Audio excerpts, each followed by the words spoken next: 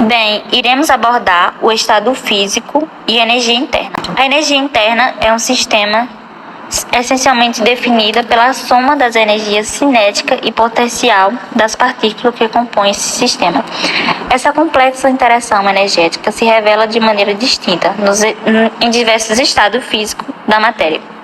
No sólido, as partículas exibem uma energia cinética reduzida, adotando uma organização estrutural fixa e denotada estabilidade. Em contraste, no estado líquido, as partículas ganham uma energia cinética moderada, aproximando-se uma das outras em uma disposição mais fluida e dinâmica, como podem observar na figura ao lado. Já no estado gasoso, a elevada energia cinética das partículas e as distâncias consideravelmente conferindo ao sistema de uma natureza mais dispersa e expansiva. Essa riqueza de comportamento energético nos diferentes estados físicos ilustra a complexidade intrínseca da energia interna e sua relação direta com a organização e movimentação das partículas consistentes. Agora falaremos um pouco sobre mudanças de fases. Como podemos observar na imagem, o estado sólido passa para o estado líquido pelo processo de fusão. O estado líquido passa para o estado gasoso pelo processo de vaporização. Na sublimação, o estado gasoso passa para o estado líquido pelo processo de liquefação ou condensação. O estado líquido passa para o estado sólido pelo processo de solidificação. Agora falaremos sobre densidade dos estados sólidos, líquidos e gasosos, onde a densidade do estado sólido é mais denso que o estado líquido e o estado líquido é mais denso que o estado gasoso. A variação da densidade pode ocorrer devido ao arranjo molecular. A forma e o volume dos sólidos, líquidos e gasosos são diferentes, onde o estado sólido possui forma definida e volume definido, o estado líquido assume a forma de recipiente e tem um volume definido, e o estado gasoso é sem forma definida e sem volume próprio. A energia interna refere-se à soma de todas as formas de energia em um sistema termodinâmico, incluindo a energia cinética e potencial das partículas, onde a letra U é representando a energia interna, a letra N é representando o número de mols de gás, a letra R representando a constante universal dos gases ideais e a letra T representando a temperatura.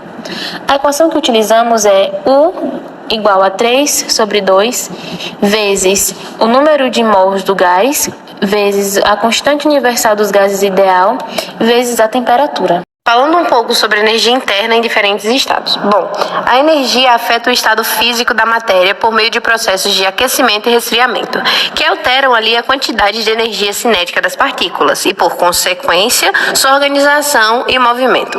Quando a energia de um sistema aumenta, seja na forma de calor adicionado ou trabalho realizado, as partículas ganham ali energia cinética e, eventualmente, pode mudar o seu estado físico. Da mesma forma, quando a energia é removida do sistema, as partículas perdem energia cinética e podem mudar de um estado físico para o outro.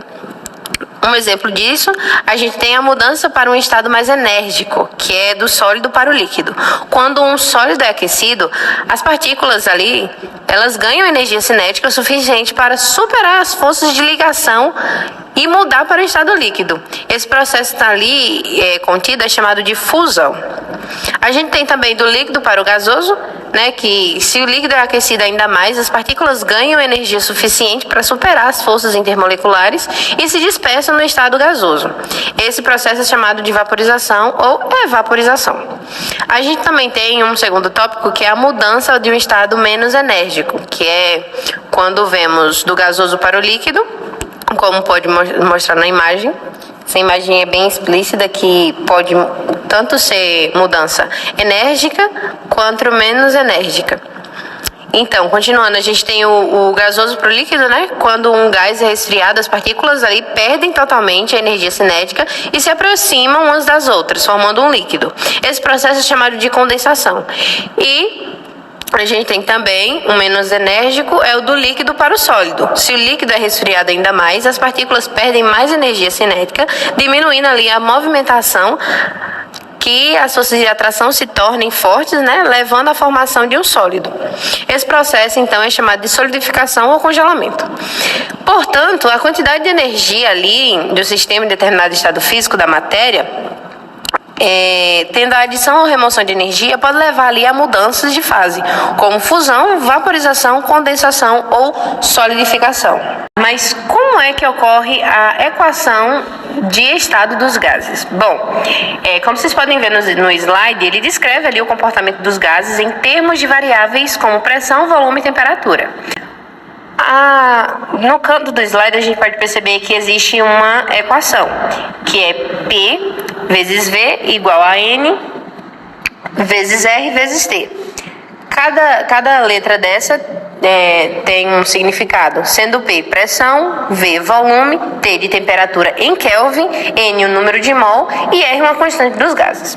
Tem que se observar que em processos adiabáticos, ou seja, sem troca de calor, a variação de energia interna pode ser expressa em termos de variáveis da equação de estado. Exemplos práticos disso, a gente tem a fusão de gelo, né, que o exemplo é, ao adicionar água térmica ao gelo, ocorre uma fusão e ela se transforma em líquido. E também é uma variação de energia interna. A energia térmica adicionada aumenta a energia cinética das moléculas, superando ali as forças intermoleculares do seu estado sólido. Outro exemplo também é a ebulição da água. Quando a gente aquece a água até atingir um ponto de ebulição, né, ela vai borbulhar, tendo então uma variação ali de energia, que a energia térmica aumenta, a energia cinética das moléculas, vencendo então a força de coesão e promovendo a transição da água para o estado gasoso. Agora vamos para a questão dos simuladores.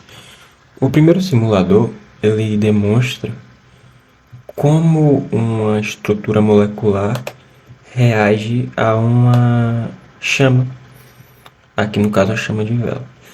Você pode perceber que a agitação molecular, naturalmente, você está adicionando energia a esse sistema, mas não é uma quantidade suficiente para que possa romper ligações, por exemplo. Agora vamos para o segundo simulador. Esse simulador ele vai mostrar em qual estado físico a água vai estar para cada grau de temperatura. Ele começa em menos 10 graus Celsius e vai até 100 graus Celsius. Bom, ele perceba que tem faixas em que a temperatura é constante, ou seja, a temperatura ela vai se manter a mesma até que todo o sólido, por exemplo, passe a estado líquido. A mesma coisa vai acontecer na questão do líquido para o vapor de água, naturalmente, em que vocês podem observar que enquanto houver água líquida, a temperatura vai continuar em 100 graus Celsius. Resumindo, no primeiro simulador, a chama da vela vai fornecer energia para aquela estrutura molecular e essa energia pode ser o suficiente ou não para estar quebrando aquelas ligações. No segundo simulador, nós vamos ter o aumento da temperatura, naturalmente um aumento dessa energia, em que lá ele vai mostrar a água passando por cada estado físico da matéria.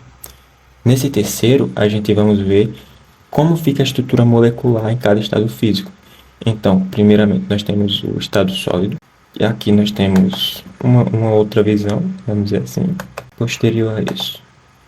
Vamos para o estado líquido, em que naturalmente as moléculas elas vão ficar mais dispersas.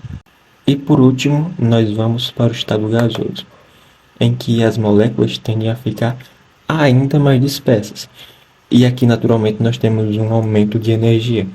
Você tem que dar uma quantidade maior de energia para passar do estado sólido para o líquido, do líquido para o gasoso, naturalmente.